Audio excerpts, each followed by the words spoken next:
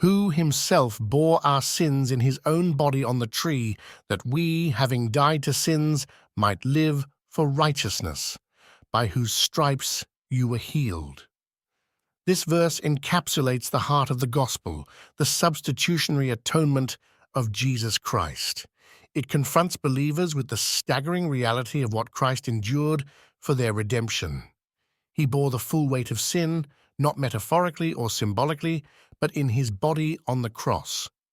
This was not an abstract act. It was personal, physical, and excruciating.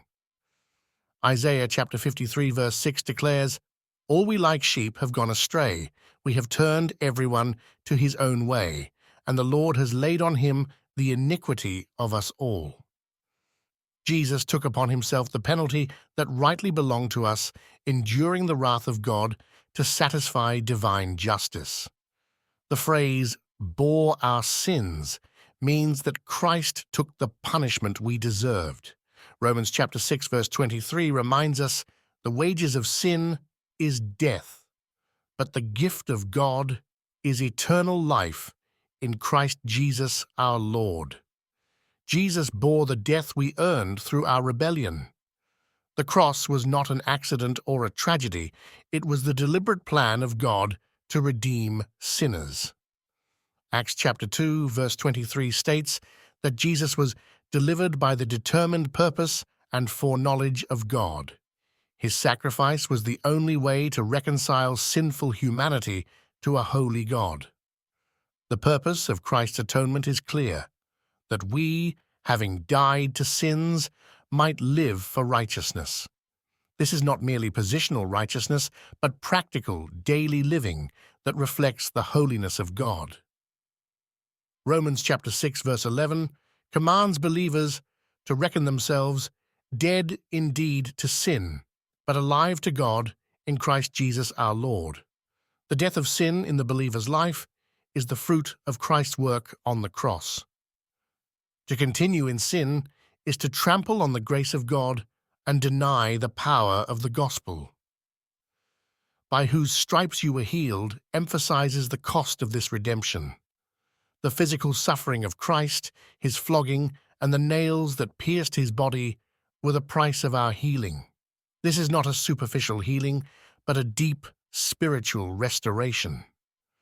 Isaiah chapter 53 verse 5 declares, "He was wounded for our transgressions, he was bruised for our iniquities, the chastisement for our peace was upon him, and by his stripes we are healed." This healing is the restoration of our broken relationship with God, secured through the suffering and death of Christ. This verse demands self-examination. Do you comprehend the weight of what Christ endured for your salvation? Are you living in a way that reflects gratitude for his sacrifice, or are you treating his atonement lightly? Hebrews chapter 10, verses 29 through 31 warns of the terrifying judgment that awaits those who trample the Son of God underfoot and insult the Spirit of grace.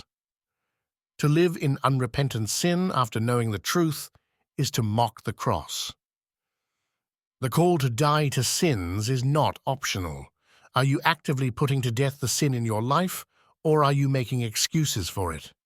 Colossians chapter 3 verse 5 commands believers to put to death your members which are on the earth: fornication, uncleanness, passion, evil desire, and covetousness, which is idolatry. If you are not waging war against sin, you are denying the purpose of Christ's sacrifice. His death was not just to forgive you, but to free you from the bondage of sin.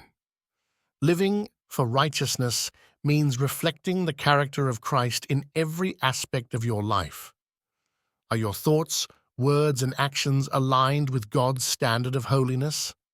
Matthew chapter 5 verse 16 commands, "Let your light so shine before men that they may see your good works and glorify your Father in heaven."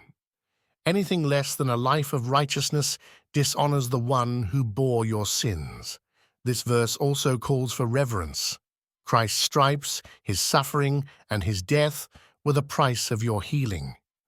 Do you take this for granted, or does it drive you to worship and obedience? Philippians chapter 2, verses 12 through 13 exhorts believers to work out your own salvation with fear and trembling, for it is God who works in you both to will and to do for his good pleasure. The price of your redemption should fill you with awe and compel you to live a life worthy of the gospel. Finally, this verse reminds believers of the urgency of the gospel.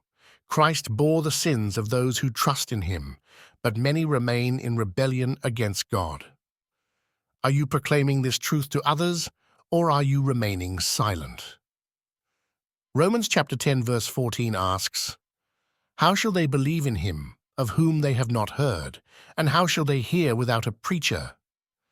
The cross is not just a message for you, it is the message the world needs to hear. Examine your heart and life in light of this verse. Are you living as one who has died to sin and lives for righteousness? Or are you cheapening the grace of God through complacency and compromise? Time is short and the stakes are eternal. Choose today to live in gratitude and obedience, reflecting the holiness of the one who bore your sins. Worship him with your life, proclaim his gospel, and glorify him in all you do. This is your calling as one redeemed by the blood of Christ. Live accordingly.